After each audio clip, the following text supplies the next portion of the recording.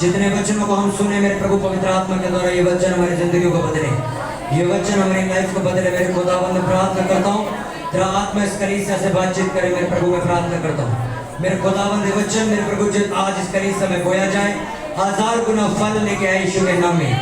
सुनने वालों के कानों को मैं खोलता हूँ यीशु मसीह के नाम में, सुनने वालों के मनों को मैं नम्र करता हूँ यीशु मसीह के नाम में। ये वचन आपकी आत्मा को भेदे, आपके हृदय को छेदे। इन वचनों को सिर्फ सुनने वाले नहीं, आप इस पर चलने वाले बने यीशु के नाम में। मैं प्रार्थना बोलता हूँ, सब जन जोर से बोले आमीन। करो तारीफ होगा भी जोर से यीशु मसीह के नाम में, जोर से तारीफ हो, हालेलुया बोलते हुए हालेलुया हालेलुया। आनंदित हो आज के दिन के लिए। जब तक एक मसीही इंसान, एक जो इस धरती पे इंसान जीवित है, जब तक वो परमेश्वर के भवन में आकर उसका वचन न सुन ले, आराधना ना कर ले, एक जेन्युइन इंसान की मैं बात कर रहा हूं कि जब तक वो वर्शिप ना कर ले, जब तक वो परमेश्वर के नाच गा न ले, उसके वचन न सुन ले, प्रार्थना ग्रहण न कर ले, तब तक उसको ऐसा लगता है कि मेरी जिंदगी अभी भी खाली। इसलिए मैंने कहा चर्च ना जाने वाला व्यक्ति बिना बिजली के बल्ब के समान। वो बल्ब तो है, दुनिया को पता है कि मसीह तो है, पर इसके अंदर करंट खत्म हो चुका सालों पहले। कि आज जब ये प्रार्थना करता तो कोई प्रभाव नहीं आता, कि आज जब ये प्रार्थना करता तो कोई असर नहीं होता किसी को। हाँ मसीह है ये अलग बात है, पर इसके अंदर आपको करंट बाकी नहीं है जो परमेश्वर ने इसको दिया था। किस वजह से? बार बार लापरवाही करने की वजह से, प्रार्थना ना करने की लापरवाही, चर्च ना जाने की लापरवाही, वचन ना पढ़ने की लापरवाही। हालेलुया। जब हम इस लापरवाही से होकर निकलते हैं तो वो ताकत जो परमेश्वर ने हमें दी है वो हमारी जिंदगी से चली जाती है और हम फिर चीखते और चिल्लाते रह जाते और कुछ हमारी जिंदगी में बन नहीं पड़ता। फिर चर्च का पादरी जितना मर्जी चीख ले, अगर वो प्रार्थना करने वाला व्यक्ति नहीं है तो चर्च में कभी कुछ नहीं हो सकता। हालेलुया। जिस चीज की शुरुआत लिखा प्रार्थना से हुई, उसकी अंत भी प्रार्थना से ही होगा। जो चीज शुरू तुमने प्रार्थना से करी थी वो चलेगी भी प्रार्थना से और खत्म भी प्रार्थना से ही होगी। तुम प्रार्थना करके अन्य भाषा का वरदान पा सकते हो, पर अन्य भाषाओं की सामर्थ में बने रहने के लिए तुम्हें रोज प्रार्थना करना जरूरी है। हालेलुया। तैयार हो आज का जीवित वचन सुनने के लिए? प्रेरितों के काम नया नियम 10, प्रेरितों के काम चैप्टर 10 उसका 1 से मैं पढ़ूंगा और दूसरा 10 का 34वां वचन में पढ़ूंगा। सभी जन अपनी बाइबल को ले लें। आपके पास बाइबल होनी जरूरी है। अकेली प्रार्थना कभी काम नहीं करती। बिना वचन के चलना एक मूर्खता है, क्योंकि सिर्फ प्रार्थना करने वाला व्यक्ति भी एक दिन गिर जाएगा, और अगर वो वचन और प्रार्थना वाला व्यक्ति है तो वो कभी नहीं गिरेगा। वचन प्रेरितों के काम 10 उसका पहला वचन और 34वां वचन मैं पढ़ूंगा। प्रेरितों के काम 10 उसका 1 से मैं पढ़ूंगा।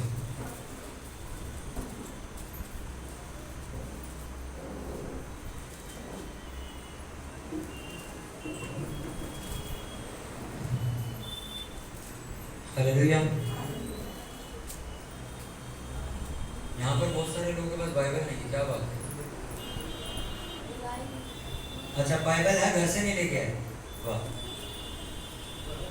कितना अजीब लगता है ये कि हम डॉक्टर के पास जा रहे हैं और हमने उससे कहा हमारी बीमारी का इलाज कर दे, उन्होंने पर्ची पर लिख कर दिया, उन्हें पर्ची फाड़ के रख दी, और अब हम धक्के खा रहे कि हमारी दवाई कहाँ है। हालेलुया। कितनों को वचन सुनाई दे रही मेरी बाहर? सुन रहे मेरी बात? कि आप डॉक्टर के पास गए, आपने कहा भी मेरी बीमारी का हल करो, उन्हें दवाई पर्ची पर लिख कर दे दी और पर्ची तुम्हारी घर रह गई। अब पर्ची कहाँ रह गई? बोलो घर रह गई। अब केमिस्ट चला क्या दवाई देगा तुम्हें? क्या इलाज होगा तुम्हारा? वचन तुम्हारा घर पड़ा हुआ मिट्टी खा रहा है और तुम डॉक्टर के पास बैठो कि मेरी दवाई दे दो, पर्ची तुम्हारी घर पड़ी हुई। हालेलुया। बिना वचन के घर से निकलना मैं अपने लिए शर्मिंदगी समझता हूँ। प्रेरितों के काम 10 उसका 1, ध्यान से सुनिए। कैसरिया में कुरनेलियुस नाम का एक मनुष्य था जो इतलाई नामक पलटन का सूबेदार था। वह भक्त था और अपने सारे घराने समेत परमेश्वर से डरता था और यहूदी लोगों को बहुत दान देता और बराबर परमेश्वर से प्रार्थना करता था। उसने दिन के तीसरे पहर के निकट दर्शन में स्पष्ट रूप से देखा कि परमेश्वर का एक स्वर्गदूत उसके पास भीतर आकर कहता है, हे कुरनेलियुस। उसने उसे ध्यान से देखा और डर कर कहा, हे प्रभु क्या है? उसने उससे कहा, तेरी प्रार्थनाएं और तेरे दान स्मरण के लिए परमेश्वर के सामने पहुंचे हैं और अब याफा में मनुष्य भेजकर शमौन को जो पतरस कहलाता है बुलवा ले। वह शमौन और चमड़े का धंधा करने वाले के यहाँ अतिथि है, जिसका घर समुद्र के किनारे है। जब वह स्वर्गदूत जिसने उससे बातें की थी चला गया तो उसने 2 सेवक और जो उसके पास उपस्थित रहा करते थे उनमें से एक भक्त सिपाही को बुलाया और उन्हें सब बातें बताकर याफा को भेज दिया। सब बोलो आमीन। 10 उसका 34 अगले पन्ने में पतरस का उपदेश। तब पतरस ने कहा, अब मुझे निश्चय हुआ कि परमेश्वर किसी का पक्ष नहीं करता, वरन हर जाति में से जो डरता और धर्म के काम करता है वह उसे पता है। जो वचन उसने इजराइलियों के पास भेजा जब उसने यीशु मसीह के द्वारा जो सबका प्रभु है शांति का सुसमाचार सुनाया, वह वचन तुम जानते हो जो यूहन्ना के बपतिस्मे के प्रचार के बाद गलील से आरंभ होकर सारे यहूदिया में फैल गया। परमेश्वर ने किस रीति से यीशु नासरी को पवित्र आत्मा और सामर्थ्य से अभिषेक किया, वह भलाई करता और सबको जो शैतान के सताए हुए थे अच्छा करता फिरा, क्योंकि परमेश्वर उसके साथ था। हम उन सब कामों के गवाह हैं जो उसने यहूदिया के देश और यरूशलेम में भी किए, और उन्होंने उसे काठ पर लटकाकर मार डाला। उसको परमेश्वर ने तीसरे दिन जिलाया और प्रकट भी कर दिया है, सब लोगों पर नहीं पर उन गवाहों पर जिन्हें परमेश्वर ने पहले से चुन लिया था, अर्थात हम पर जिन्होंने उसके मरे हुओं में से जी उठने के बाद उसके साथ खाया पिया। और उसने हमें आज्ञा दी कि लोगों में प्रचार करो और गवाही दो कि यह वही है जिसे परमेश्वर ने जीवितों और मरे हुओं का न्याय ठहराया है। उसकी सब भविष्यद्वक्ता गवाही देते हैं कि जो कोई उस पर विश्वास करेगा उसको उसके नाम के द्वारा पापों की क्षमा मिलेगी। 44 पतरस ये बातें कह ही रहा था कि पवित्र आत्मा वचन के सब सुनने वालों पर उतर आया। जोर से बोलो आमीन। और जितने खतना किए हुए विश्वासी पतरस के साथ आए थे वे सब चकित हुए कि अन्य जातियों पर भी पवित्र आत्मा का दान उड़ेला गया है, क्योंकि उन्होंने उन्हें भांति भांति की भाषा बोलते और परमेश्वर की बढ़ाई करते सुना। इस पर पतरस ने कहा, क्या कोई जल की रोक कर सकता है कि ये बपतिस्मा ना पाए जिन्होंने हमारे समान पवित्र आत्मा पाया है? और उसने आज्ञा दी कि उन्हें यीशु मसीह के नाम में बपतिस्मा दिया जाए। तब उन्होंने उससे विनती की कि वह कुछ दिन और उसके पास साथ रहे। सब बोलो आमीन। जोर से बोलो हालेलुया। अपनी बाइबल को बंद करो, इस वचन को अंडरलाइन, पेन से अंडरलाइन कर लो, इसको पढ़ना बाद में। और अपने पड़ोसी को बोलो ध्यान से सुन, सुनने से विश्वास पैदा होता है। बोलो अपने पड़ोसी को, बोलो ध्यान से सुन, सुनने से विश्वास पैदा होता है। बाहर वाले पड़ोसी को बोलो, भाई जितने लोग बाहर बैठे, बोलो ध्यान से सुन, सुनने से विश्वास पैदा होता है। आमीन। अपनी बाइबल को बंद करो, ध्यान से सुनना वचन। बाइबल में लिखा कुरनेलियुस एक क्या था? सूबेदार था, एक अन्य जाति कौम का। अन्य जाति कौम कौन? जो यहूदी नहीं, वो यहूदी लोगों में का सूबेदार नहीं था, वो अन्य जाति कि तुम्हारे और मेरे जैसा एक इंसान था, यानी कि अन्य जाति में से, और वहां का वो सूबेदार था, एक प्रधान समझ लो आपको था। बाइबल ऐसा बताती कि वो परमेश्वर से डरता था और बहुत दान देता था और प्रार्थना बहुत करता था। एक दिन ऐसा हुआ कि तीसरे पहर जब वो प्रार्थना करने के लिए दोबारा बैठा तो एक स्वर्गदूत उसके कमरे में आके खड़ा हुआ और उसने कहा, तेरी दान और तेरी प्रार्थनाएं स्वीकार की गई। आज जो वचन आपको मेरे को देने के लिए बोला परमेश्वर ने, मैं आपको बताना चाहता हूं, अगर ये वचन आपकी जिंदगी में पूरा नहीं हो रहा तो ये मेक श्योर, ये बात कंफर्म है कि आप एक प्रभावशाली मसीही नहीं बन पाओगे, एक प्रभावशाली इंसान नहीं बन पाओगे। आप जहां पे भी जाओगे आपका असर नहीं होगा लोगों में। हालेलुया। अब आप सोच रहे हो असर का मतलब क्या है? असर का मतलब ये होता है कि आप जहां कहीं भी अपने पैर रखोगे वहां की सारी ताकतें आपके खिलाफ नहीं, आपके पक्ष में हो जाएंगी। आप जिस किसी से बात करोगे परमेश्वर के बारे में, वो व्यक्ति आपकी बातों को ध्यान लगाकर सुनेगा और आपकी जो जो बात तुम कहोगे वो सुनेगा। तुम्हारी बातों में वो असर, वो प्रभाव आ जाएगा जब तुम इस वचन को पूरा होते अपनी जिंदगी में देखोगे। और इस वचन में लिखा कि कुरनेलियुस टाइम टू टाइम लिखा अपने दान देता था और क्या करता था, प्रार्थना करता था। हालेलुया। बहुत सारे लोग हैं, जितने लोग पिछले कई रविवार से ये वचन सुन रहे कि आपको प्रार्थना करनी, कितने लोगों ने प्रार्थना शुरू करी है? पहले थोड़ी देरी करी पर प्रार्थना शुरू कर दी है। आप लोग प्रार्थना नहीं करते? अपने पड़ोसियों बोलो पहले तो जाग जाए। जितने लोग प्रार्थना करते मैंने कहा हाथ उठाओ, जिन लोगों ने प्रार्थना शुरू कर दी। आमीन। मैंने आपको लास्ट संडे एक बात बताई थी। इस बात का मतलब था कि जब तुम प्रार्थना करते हो तो मोहतरके के समान हर एक चीज बदल जाएगी। हर वो चीज जो लोगों के लिए इम्पॉसिबल है वो बदल के रख देगा परमेश्वर, अगर तुम प्रार्थना करनी शुरू कर दो आज से। तो मैं आपसे ये नहीं कहता कि तुम 10 घंटे रोज प्रेयर करो, पर मैं आपसे कहता हूँ कि सुबह शाम रात आधा घंटा प्रेयर करनी शुरू कर दो। 1 महीने बाद मुझे आपको बोलने की जरूरत नहीं पड़ेगी कि आप ज्यादा प्रेयर करो, क्योंकि उस आधे घंटे की गई प्रार्थना का असर तुम्हें जब नजर आने लग जाएगा तो खुद प्रेयर बढ़ा दोगे। Hallelujah, hallelujah. लेकिन कुरनेलियुस एक सूबेदार, एक प्रधान था, लेकिन टाइम से अपने दान देता था, टाइम से अपनी प्रार्थना करता था। और लिखा एक दिन उसके घर में स्वर्गदूत आया और उसको कहा, जा, तेरे प्रार्थना और तेरे दान स्वीकार किए गए हैं, एक्सेप्ट कर लिए परमेश्वर ने। अब तेरे घर में पवित्र आत्मा आएगा, अब तेरे घर में वो बरकत आएगी जो आज तक किसी के घर नहीं आई। मैं आपको एक बात बताऊं, आज जो मैं वचन बता रहा हूं, ये वचन, ये व्यक्ति जिसकी मैं बात करूं, कुरनेलियुस, जो एक कौम का, एक कुटुंब का सूबेदार था, उसकी वजह से आज आप लोग यहाँ बैठे हुए। अब आप सोचोगे कैसे हो सकता, मैं आपको साबित करूंगा। इस कुरनेलियुस की वजह, आपने 10 बार वचन पढ़ा होगा, पर मैं आपको साबित करूंगा इस बंदे की वजह से आज मैं यहाँ प्रचार कर रहा हूँ और आप वचन सुन रहे हो। इस इकलौते की वजह से मैं आपको बताता हूँ क्यों।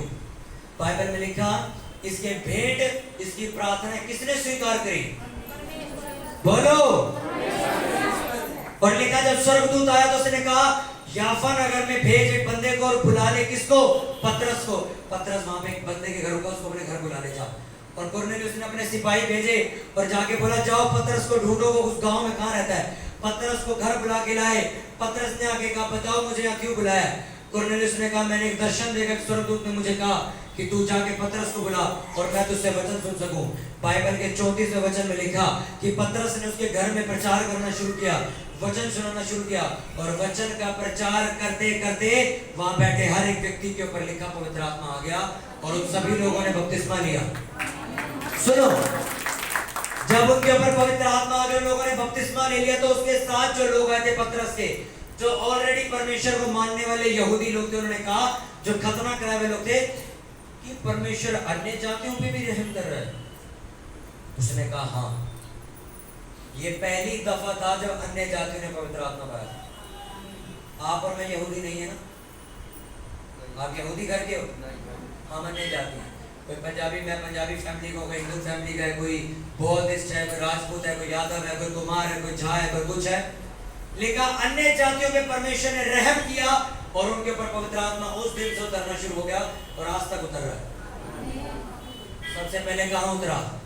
पवित्र आत्मा अन्य जातियों में कुरनेलियुस के घर पे उतरा था। और मैं आपको अब बताता हूँ कि मैंने ऐसा क्यों कहा, कि उस इकलौते बंदे की वजह से आज अन्य जाति लोग उद्धार पा रहे हैं। अगर वो प्रेयर करने वाला इंसान ना होता, अगर वो भेंट देने वाला इंसान ना होता, कभी स्वर्गदूत उसके घर नहीं आता और कभी उसे ये नहीं कहता कि पतरस को बुला, और ना ही कभी पतरस आता और ना ही कभी बेदारी आती। आमीन। जितनों को मेरी बात समझ आई। कुरनेलियुस लिखा प्रार्थना और भेंट बराबर रेगुलर देता था। किसको? यहूदी लोगों को, परमेश्वर के लोगों को आराधनालय में जाके देता था, डरता था परमेश्वर से वो। और लिखा जब उसकी भेंट स्वीकार कर ली गई तो एक स्वर्गदूत उसके घर में आया। प्रार्थना करते वक्त उसको कहा, पतरस को अपने घर बुला। और जब पतरस उसके घर आया तो पहली बार अन्य जातियों में पवित्र आत्मा उतरा। पहली बार अन्य जातियों ने बपतिस्मा लेना शुरू किया था। किसकी वजह से? किसकी वजह से? सोचो अगर वो बंदा ना अपना भेंट देता, ना प्रेयर करता, आज ना तुम यहां होते ना मैं यहां होता। आज परमेश्वर से इस्राएल में काम कर रहा होता, हाँ कि ना? पर आज वो हमारे घर में आ चुका है। आज वो सिर्फ, आज हम ये नहीं कह सकते वो तो अंग्रेजों का परमेश्वर है भाई, वो तो फॉरेन कंट्री का परमेश्वर, हमारे इंडिया का नहीं है। आज आप लोग इंडिया में बैठे हो, हाँ दिल्ली में बैठे हो, और परमेश्वर तुम्हारे पापों को धोकर तुम्हें साफ कर रहा है। इससे बड़ी गवाही तुम्हें चाहिए क्या? हालेलुया। किसकी वजह से हुआ है सब कुछ? एक बंदे की वजह से।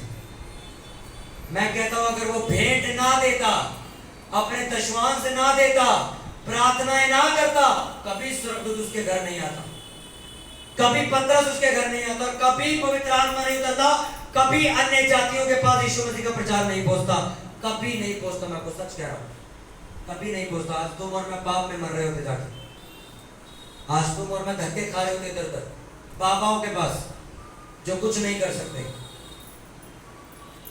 किसी इंसान के पीछे लगे हुए होते हम। आज भी हम इन्हीं चीजों में होते कि ये अपने घर के बाद नींबू मिर्च बांध दो तो शैतान नहीं आएगा। आज भी हम इन बेवकूफों वाली चीजों में होते। पर लिखा यीशु मसीह तुम्हारे घर खुद चल के आया है। कुछ लोगों ने दरवाजा खोल दिया और उसको अपना लिया, पर कुछ लोगों ने उसको बाहर बारिश में खड़ा कर रखा है और उसके बाल गीले हो रहे हैं और वो कोई दरवाजा नहीं खोल रहा। हालेलुया। मैं आपको बताना चाहता हूं, आपकी पूरी जाति, आप जिस भी खानदान से हो, जिस भी मोहल्ले से हो, जिस भी इलाके से हो, अगर तुम भेंट देने वाले लोग हो, प्रार्थना करने वाले लोग हो, तो ये पहली बार होगा कि तुम्हारे मोहल्ले में बेदारी आएगी तुम्हारी वजह से, पहली बार होगा। और लोग तुम्हें दुआएं देंगे कि इस व्यक्ति की वजह से आज मेरे घर में बरकत है। हालेलुया। कुरनेलियुस के पास अब आपको चाहिए कि वो स्वर्गदूत आया कैसे, वो हमारे घर क्यों नहीं आता? बाइबल में लिखा वो बराबर क्या देता था? भेंट। वो क्या देता था बराबर? आपको पता, पुराने नियम में परमेश्वर जब भी लोगों को बचाता था या उनका कोई हल करता था, तो वो लोग जाके परमेश्वर के घर में एक भेंट चढ़ा के आते थे। हालेलुया। आप कितनों ने योना नबी की किताब पढ़ी, जिसको मछली के मुंह में डाल दिया? उसमें एक बात लिखी हुई है, जब जो लोग कश्ती के ऊपर थे, जब योना को फेंक दिया, मछली के मुंह में चला गया, जब तूफान थम गया, जब बारिश थम गई, बोट डूबने से बच गई, तो उस बोट पे बैठे हुए लोगों ने कहा कि परमेश्वर ने हमारी जान बचाई है, हम जाके यहोवा को बलिदान चढ़ाएंगे। कहा था कि नहीं कहा था? कहा था कि नहीं? हालेलुया।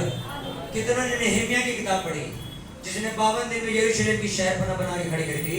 लिखा जब वो लोग जीत गए, जब शहरपना जो खंडर पड़ी हुई थी बन गई, तो वहां यरूशलेम के लोगों ने कहा परमेश्वर ने देखो हमारा मंदिर बनवा दिया, अब हम जाके क्या करेंगे? बलिदान चढ़ाएंगे।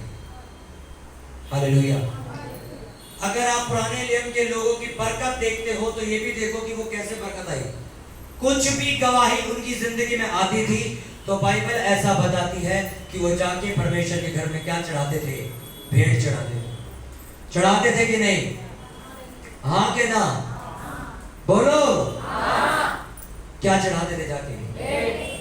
आपकी प्रेयर, आपकी भेंट के बगैर अधूरी। मैं आपको सच बता रहा हूं। अपने पड़ोसी को बोलो तेरी प्रार्थना, जोर से बोलो तेरी प्रार्थना तेरी भेंट के बजाय, तेरी भेंट के बगैर अधूरी है। हालेलुया। लिखा कुरनेलियुस ने भेंट दी, प्रेयर की, स्वर्गदूत आया। अन्य जातियों में दोबारा आज मसा काम कर रहे हैं। कहां है तुम्हारी प्रेयर और कहां है तुम्हारी भेंट? मुझे दिखाओ। मैं चर्च में अपनी चीजें क्यों बताता हूं? बकायदा बतानी नहीं चाहिए, क्योंकि परमेश्वर ने लिखा जब तू बोए तो किसी को पता न चले। पर अगर मैं भी तुमसे छुपाऊंगा तो तुम सीखोगे कैसे? आपको पता,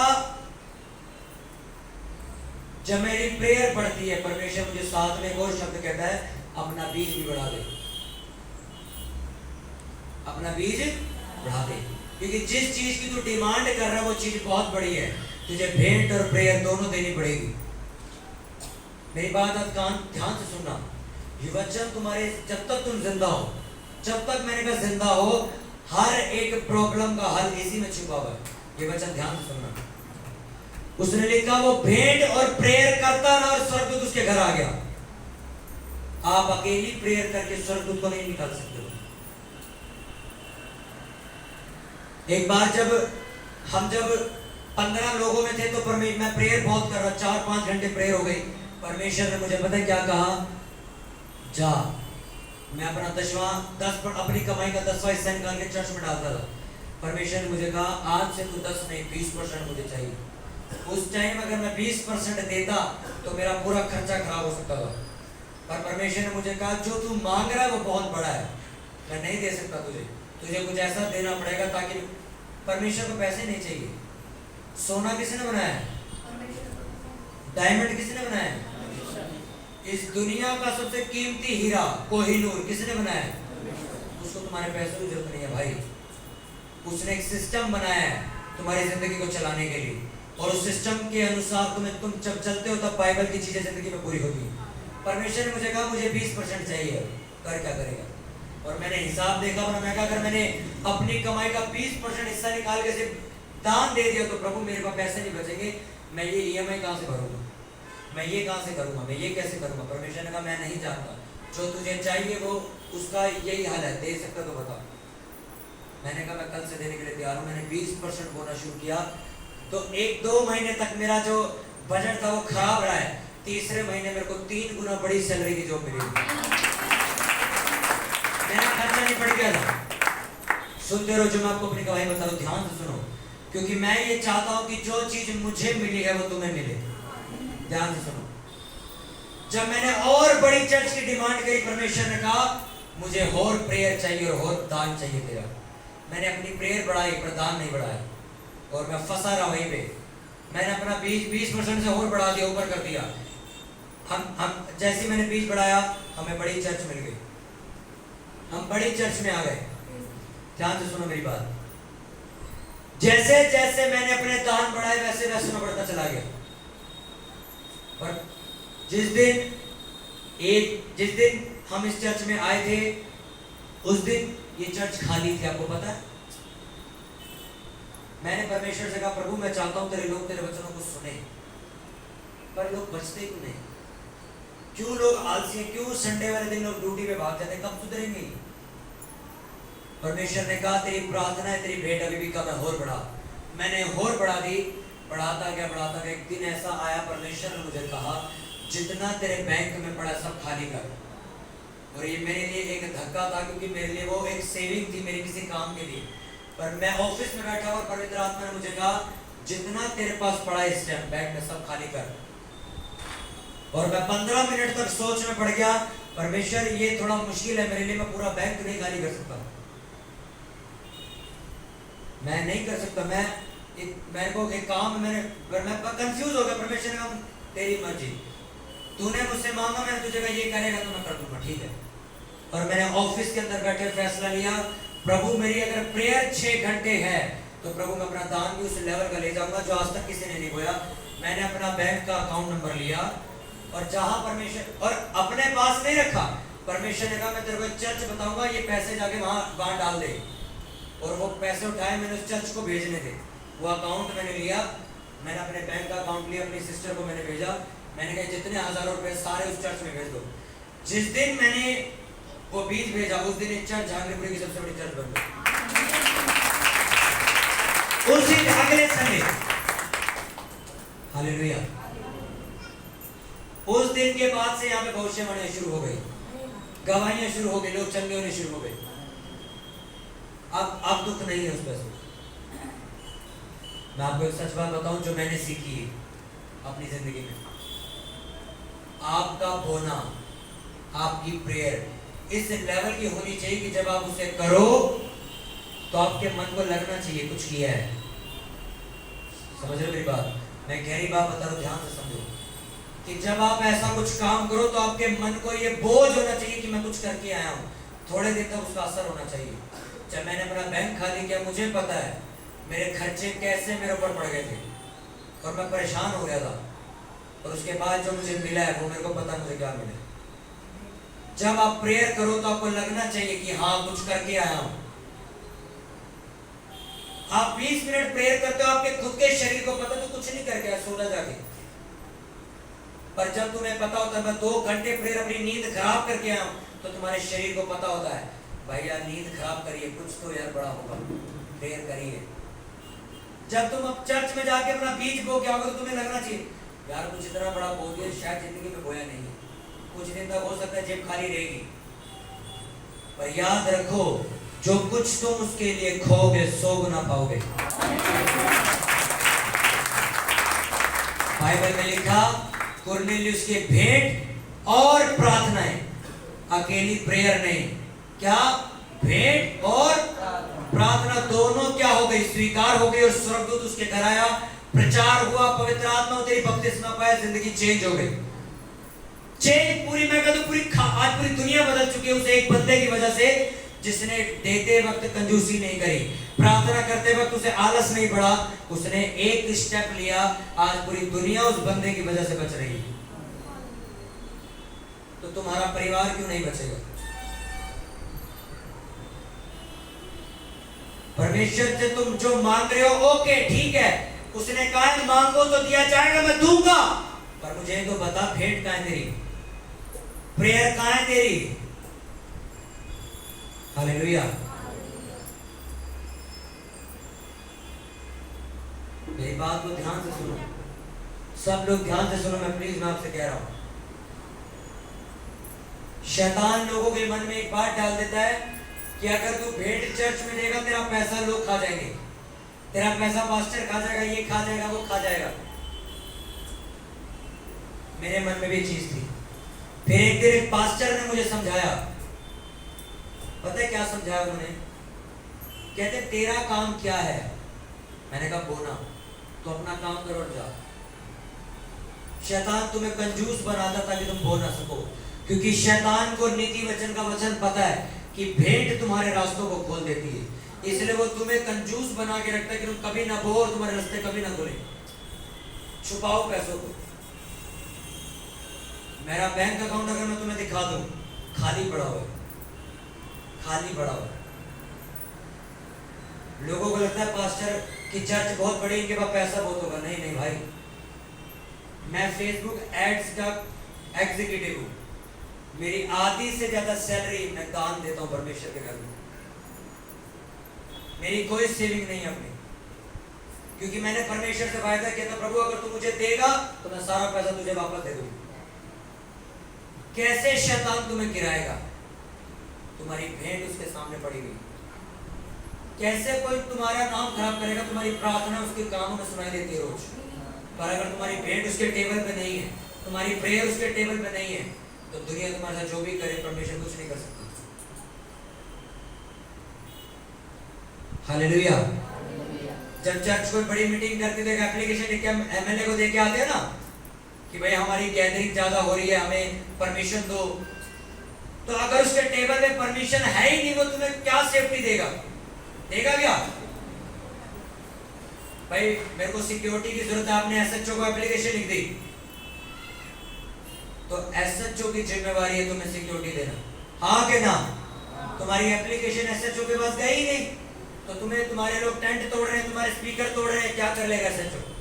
एप्लीकेशन तो है ही उसके पास तुम्हारी। उसी तरह तुम्हारी जिंदगी में जब वो ट्रबल घूमता है, एक ऐसी चीज तुम्हारी जिंदगी में काम कर रही जो तुम्हारी समझ से बाहर है कि क्यों मेरी जिंदगी में ये हो रहा है, परमेश्वर कहता तेरी एप्लीकेशन मेरे पास है ही नहीं, मैं काम क्या करूं?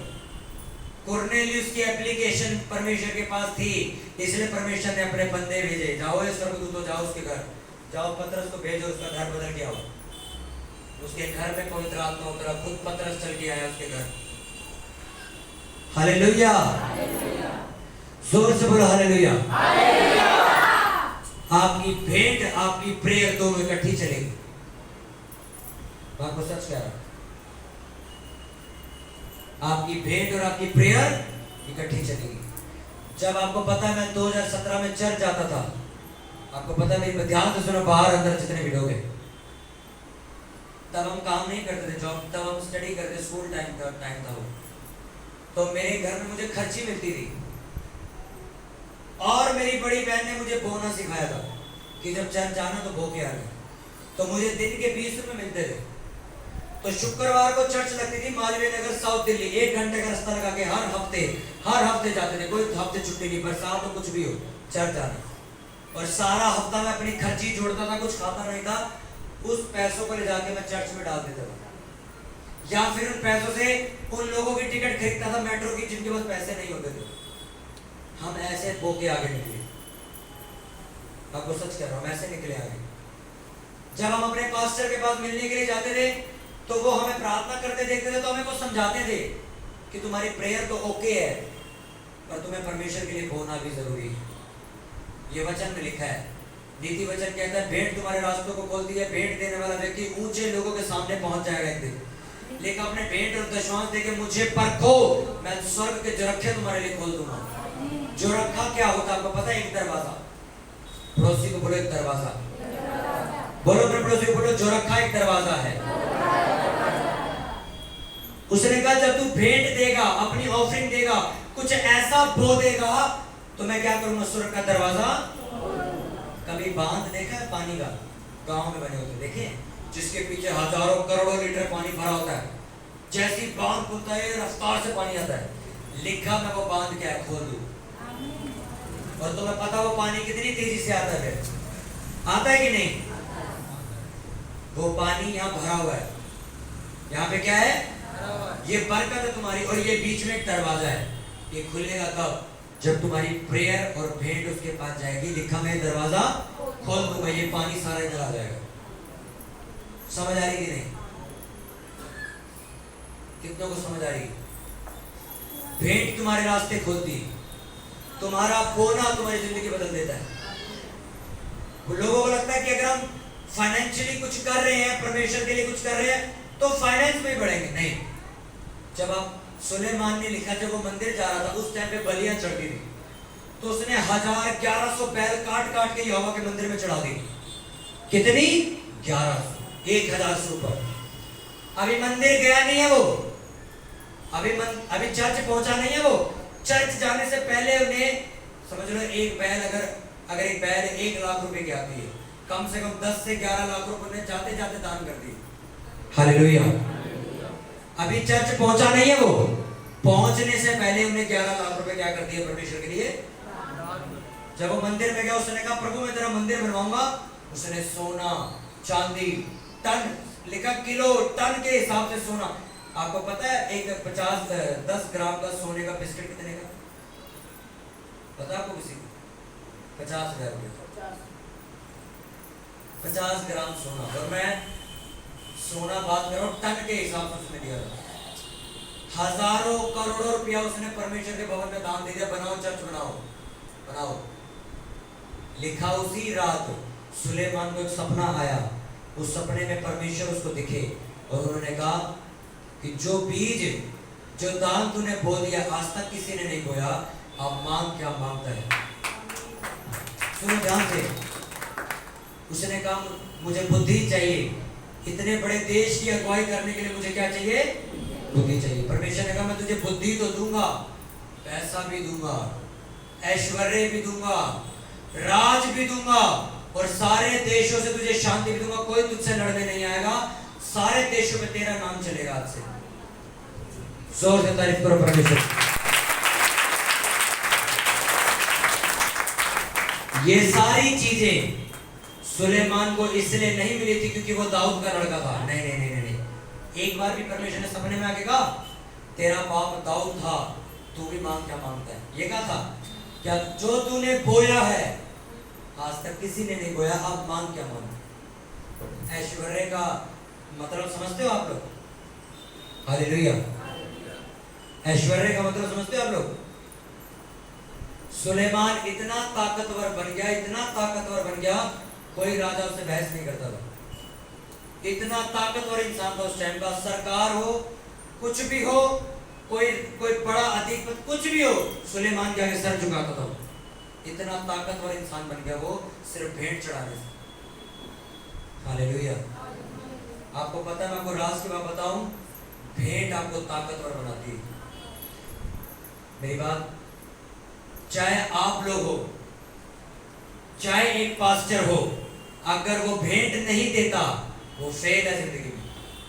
ये सिर्फ चर्च के लिए बात नहीं है, चाहे पास्टर हो, चाहे वर्शिपर हो, चाहे सेवा करने वाला हो, चाहे एक विश्वासी हो, कोई भी हो, अगर वो चाहता है कि उसके रास्ते खुले, उसे प्रेयर के साथ साथ भेंट भी देनी पड़ेगी। आज मैंने देखा पास्टर लोग, मेरे को सुनने में आता, पास्टर लोग कर्जे में डूबे, चर्चें बंद हो गई है कर्जे में कि पैसा नहीं है चर्च के पास। मुझे सुनने में जब आता मुझे बड़ा दुख लगता कि प्रभु, चर्चों के पास पैसा नहीं तो किसके पास होगा?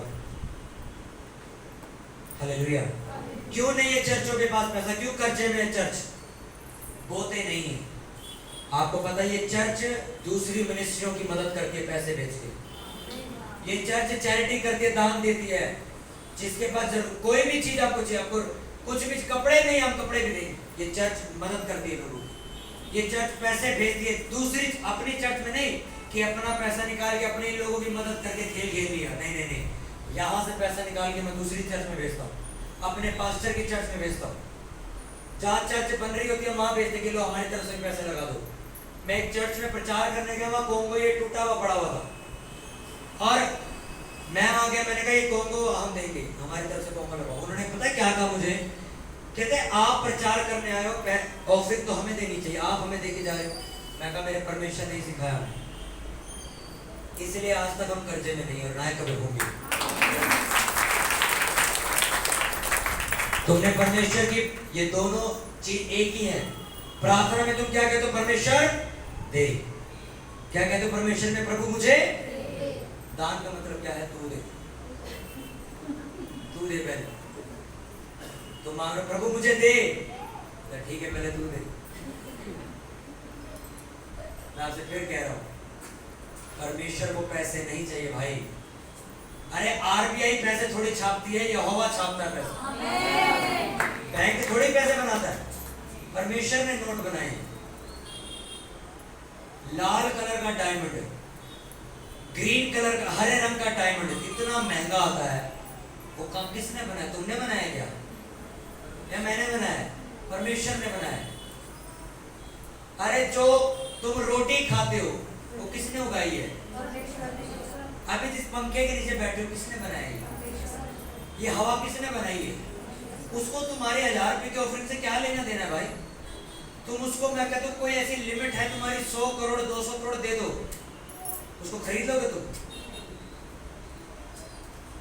उसको तुम्हारे पैसे नहीं चाहिए, वो तुम्हारा प्रेम देख। अब्राहम को परमेश्वर ने अपना लड़का ले और काट के मेरे को चढ़ा दे। इसके बकायदा की बाइबल में मनुष्यों की बलि नहीं दी जाती भाई। परमेश्वर ने अपना लड़का काट के मुझे चढ़ा दे, चल। उसने भी नहीं सुनता यार, परमेश्वर बंदा मारने के लिए कह रहा है कि लड़का ही काट दे। जब उसको काटने लगा तो उसको रोक दिया परमेश्वर ने। उसने कहा मैं तो चेक कर रहा था तुझे, क्योंकि मैं ये चेक कर रहा था कि क्या मेरे से ज्यादा तुझे किसी चीज से प्यार तो नहीं है कहीं। औरतों को प्यार है उस पैसे जो चावल के डब्बे में छिपे हुए,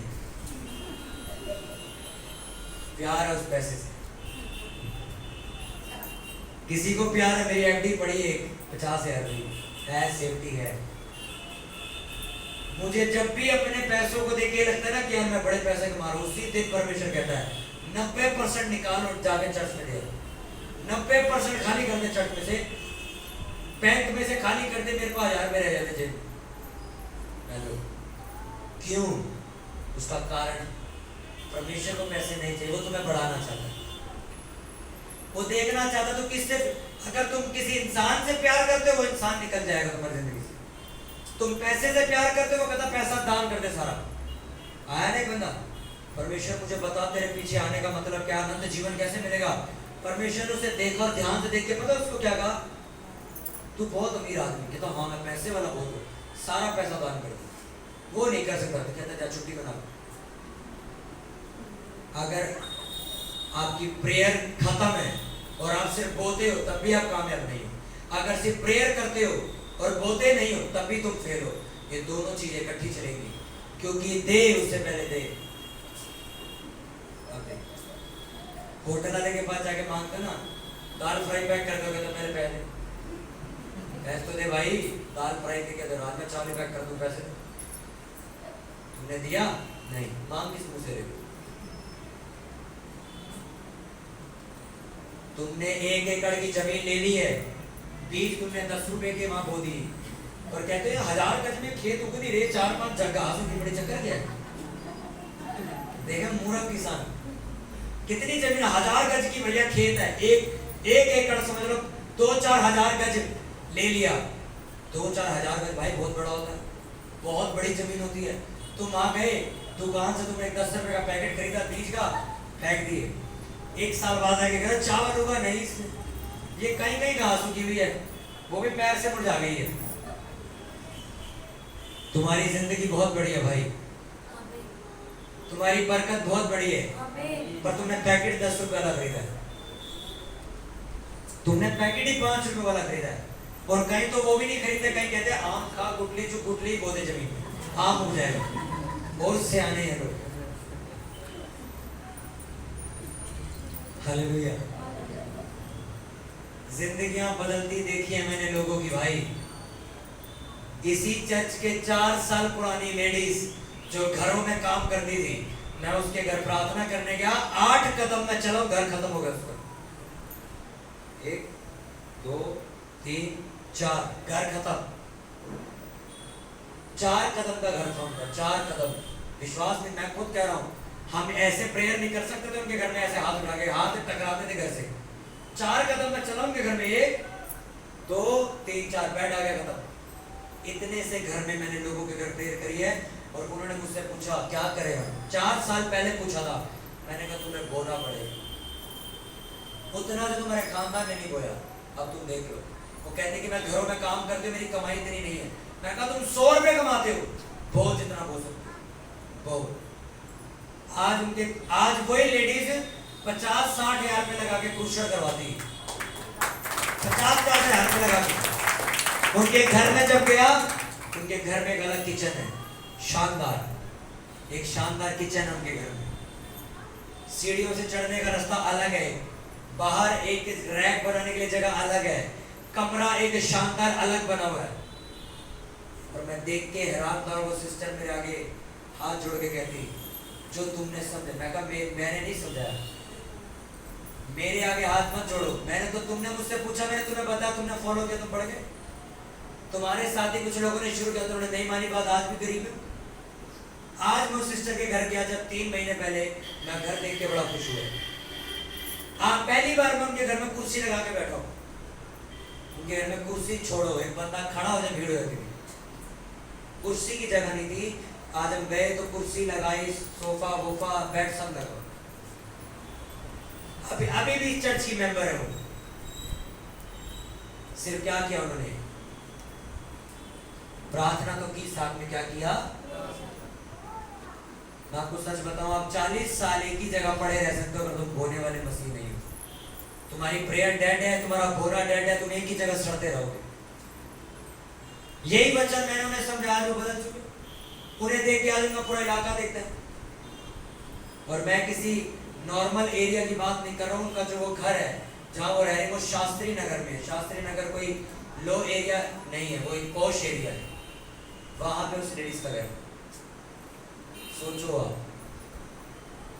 परमेश्वर कहता है यार मैं तेरे लिए बैठा हूं, तू मांग, पर तू मांगता गलत तरीके से, मैं देता इसलिए नहीं। तू कंजूस है अपने घर में, तेरा परिवार कंजूस है, पर तुम मांगते बड़ी जोर से चिल्ला के, उससे कुछ नहीं हो सकता। जब तुम्हारी प्रेयर नहीं बोलेगी तो तुम्हारा बीज बोलेगा, जब तुम्हारी बीज नहीं बोलेगी तो तुम्हारी प्रेयर बोलेगी। हालेलुया। तैयार हो कुरनेलियुस की तरह पूरी की पूरी दुनिया बदल देने के लिए। मैं छोटी बात नहीं कर रहा, मैं आपके परिवार की बात नहीं कर रहा, आपके बिजनेस की बात नहीं कर रहा, किसी चीज की मैं बात नहीं कर रहा, मैं बात कर रहा हूँ पूरा देश तुम्हारे जरिए बदलेगा। यहाँ पे कोई बंदा बैठा है, यहाँ पे कोई सिस्टर बैठी है, तुम्हारी वजह से सब कुछ बदलेगा, मैं तुम्हें सच कह रहा हूँ। हालेलुया। तुम्हारी वजह से बदलेगा। तुम तैयार हो भेंट और प्रार्थना देने के लिए? हाँ के ना? हाँ के ना? या कंजूस बनने के लिए, या आलस दिखाने के लिए? कौन करे प्रेयर? बोगे तो आया अभी 50%, अब प्रेयर क्यों करूंगा? ये तुम्हारी गलत सोच है। तुम्हारी बीज और तुम्हारी प्रेयर इकट्ठी चलेगी। हालेलुया। ये जितना भी वचन मैंने आपको बताया, ये मेरे फायदे के लिए नहीं, तुम्हारे फायदे के लिए। अगर लोग इसको फॉलो करेंगे तो इसी जगह खड़े होकर गवाहियां दोगे तुम। उठाओ अपने हाथों को, उठाओ अपने हाथों को, ऊंची आवाज के साथ प्रार्थना में जाओ सभी जन अगले 2 मिनट। कि प्रभु, बाइबल ऐसा बताती कुरनेलियुस प्रार्थना और भेंट चढ़ाने वाला मसीही था, और जब उसकी प्रार्थना और भेंट स्वीकार कर ली गई तो एक स्वर्गदूत उसके घर में आया, और उस दिन के बाद से आज तक पूरी दुनिया बदल दी गई है। प्रभु, मैं प्रार्थना करता हूं, मुझे प्रार्थना और भेंट चढ़ाने वाला व्यक्ति बना। करो ऊंची आवाज के साथ प्रार्थना। आपके पड़ोसी से आपकी आवाज ऊंची होनी चाहिए, उसकी आवाज आपके कानों में नहीं होनी चाहिए। तुम्हारी आवाज, तुम्हारी अपनी आवाज तुम्हारे कानों में होनी चाहिए कि प्रभु, मुझे प्रार्थना करने वाला, भेंट चढ़ाने वाला मन दे। मैं कंजूस ना बनूं, मैं सुलेमान की तरह बोलने वाला बनूं और ताकतवर इंसान बनूं। करो करो करो, ऊंची आवाज के साथ प्रार्थना करो, करो ऊंची आवाज के साथ। मैंने कहा करो ऊंची आवाज के साथ प्रार्थना। प्रभु, मुझे कुरनेलियुस के समान ऐसा मसीह बना जिसकी प्रार्थना और भेंट तुझे स्वीकार हो। मुझे प्रार्थना और भेंट चढ़ाने वाला मसीही बना। मेरे प्रभु, तू मेरे पैसों को नहीं, मेरे मन को देखना चाहता है। मैं तुझसे प्रार्थना करता हूँ और करती हूँ। करो ऊंची आवाज के साथ प्रार्थना की प्रभु, मुझे भेंट और प्रार्थना करने वाला लड़का और लड़की बना यीशु के नाम में। करो ऊंची आवाज के साथ प्रार्थना सभी जन। प्रभु, मुझे वो मन दे, मुझे वो आत्मा दे जो मेरे प्रभु तेरे नबियों के पास था। जो लोग बाइबल में करते थे वो मैं अब करना चाहता हूँ, और इस देश का सबसे ताकतवर इंसान बनना चाहता हूँ। करो ऊंची आवाज के साथ प्रार्थना सभी दर्शक, करो ऊंची आवाज के साथ प्रार्थना, जोर से प्रार्थना करो सभी जन। अपने हाथों को उठा के करो ऊंची आवाज के साथ प्रार्थना।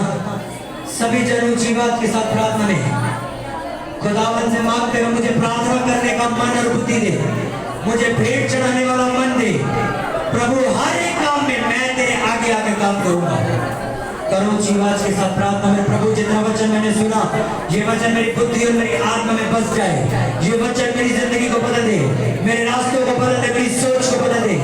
प्रभु, तेरे वचनों को सुनने के लिए आज मैं यहाँ आया, तेरे वचनों को मैं लेकर जा रहा हूँ यहाँ से। तेरे ये वचन मेरी रिहाई, मेरी जिंदगी के बदलने का कारण होंगे। प्रभु, मैं किसी के कहने पर अपना फैसला नहीं बदलूंगी। जैसा तेरा वचन कहता मैं वैसा चलूंगी। दुनिया क्या कहती मैं नहीं मानता, दुनिया क्या कहती मैं नहीं मानती। प्रभु, मैं विश्वास करता हूँ कि प्रभु, जो तेरे वचन में लिखा वो सत्य है। करो ऊंची आवाज के साथ प्रार्थना।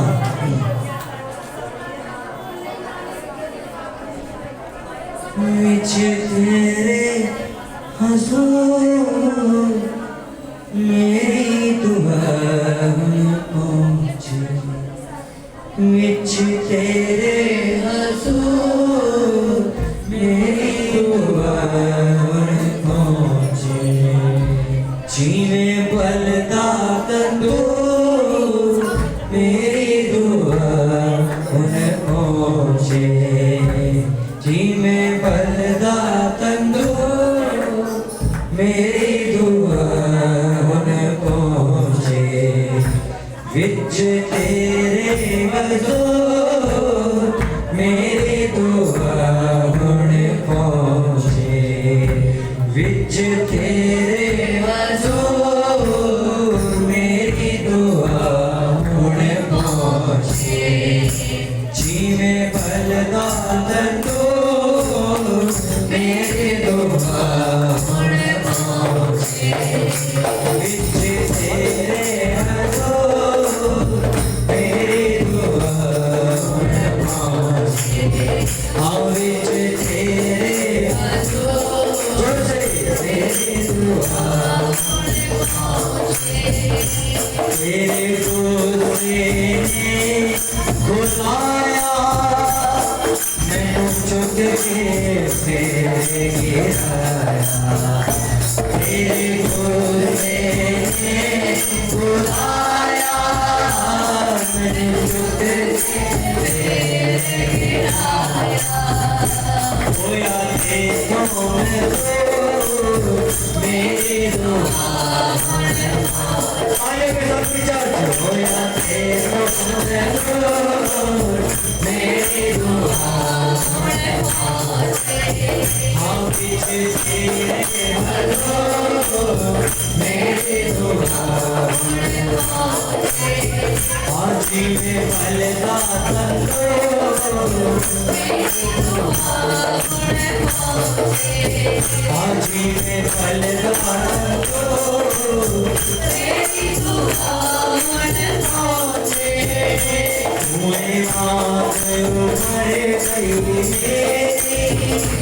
हटिया कारण जीते तुम्हें मारे उमर गई हटिया कारण जीते हो सुनते हो या मैं तो मेरी दुआ सुनते हो या मैं तो मेरी दुआ तेरे हाथों मेरी दुआ तेरे हाथों मेरी दुआ तेरे हाथों मेरी दुआ